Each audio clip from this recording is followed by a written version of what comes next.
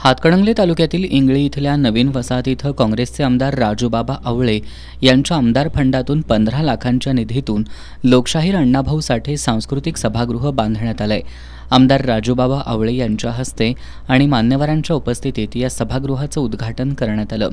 यावेळी लखन बेनाडे, इंगळी गावच्या उपसरपंच सुमैया नायकवडी, सदस्य अमृत वेताळे, सूरज बुकटे, शिवाजी चौगुले, अनिल भोसले, जब्बार नायकवडी, सदस्य मनीषा भोसले, अक्काताई बिरांजे, काजल मोरे, सुरेखा नाईक, स्वप्नाली भातमारे, चंद्रकला मगदूम यांची प्रमुख उपस्थिती होती।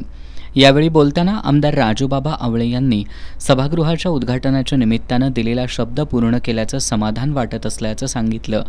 त्यांनी आपण 5 वर्षांमध्ये कोणताही भेद न पाहता विकास कामांसह व्यक्तिगत पातळीवरील कामं मार्गी लावली असली तरी सध्याचं राज्यातलं सरकार जातीजातीत भांडणं लावण्याचं काम करत असल्याचा आरोप केला।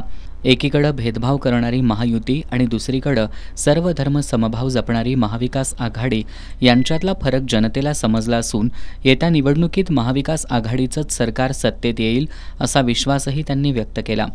यावेळी दलित मित्र बळवंतराव माने, माजी सरपंच रावसाहेब पाटील, हुपरी नगर परिषदेचे नगरसेवक गणेश वाईंगडे यांनीही मनोगत व्यक्त केली।